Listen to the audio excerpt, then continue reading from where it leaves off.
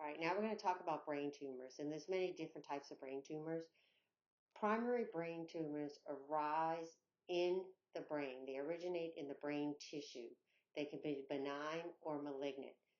Benign tumors can be just as deadly as malignant tumors because they may be in a hard place for a surgeon to get to and remove the tumor, and it could keep growing and growing and put pressure on the brain, and the brain may herniate. Secondary cancers of the brain are due to metastasis. When patients have brain tumors, they're usually described as supratentorial or infratentorial. Supratentorial would include brain tumors of the cerebrum. And so signs and symptoms of brain tumors there, you would look at the function of the portion of the brain and, for example, say they had a frontal lobe tumor. They could have personality changes. They become really impulsive, okay?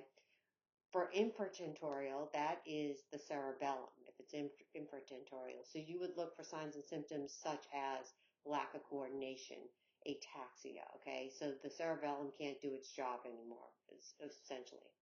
If the patient has the tumor removed and they have a craniotomy, if it's supratentorial, you're going to keep the head of bed 30 to decrease intracranial pressure. If it's infratentorial, you're going to put the head of bed 10 only, okay? And the reason is you don't want the cerebellum, if they're upright in the bed, to put pressure on the surgical site. That's why we put them in those positions.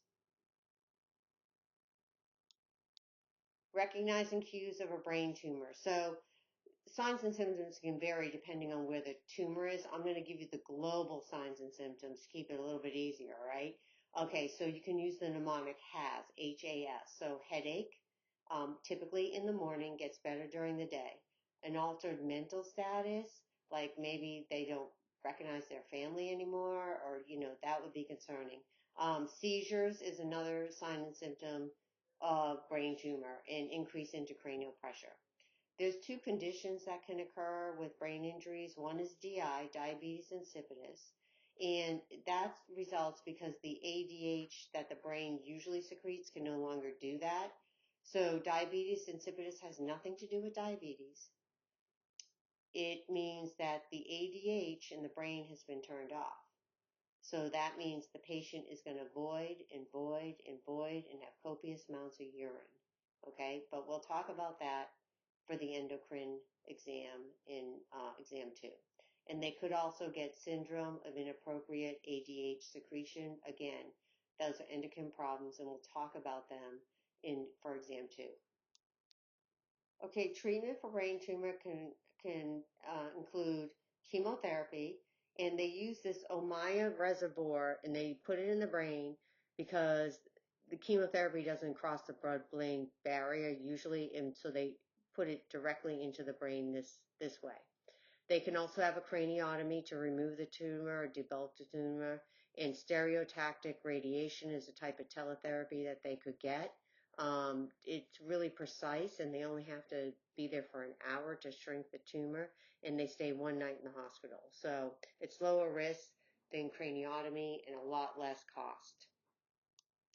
Nursing interventions post-craniotomy. We talked about the position. Infratentorial craniotomies are going to be positioned at 10 degrees. Supratentorial are going to be positioned at 30 degrees with the head of bed 30 degrees. You're going to be performing neuroassessments. You're going to do neurochecks with vital signs. Q 15 to 30 minutes for 6 hours after the initial ones in the PACU. And then every 1 hour times 24 hours. You want to report signs of increased intracranial pressure immediately, so know how to recognize those signs early. You're going to watch out for DI and SI-ADH, and then all those interventions to reduce increased intracranial pressure, like quiet room, no flexion, etc., is really important. Nursing interventions post-craniotomy include, we talked about the positioning already, but you have to check the brain, the head dressing frequently for signs of drainage. You expect a small to moderate amount, so report like a saturated head dressing.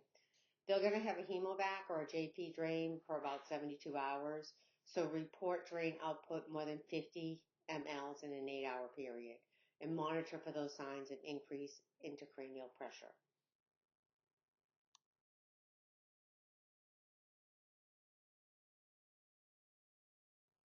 Steroids can be used to decrease inflammation in patients with brain tumors.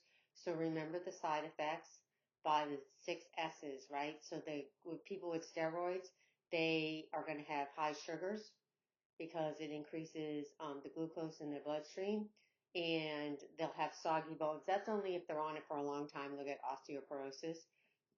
They could get sick. They have decreased immunity, so tell them not to go to, hang around with crowds of people, wash their hands, all that.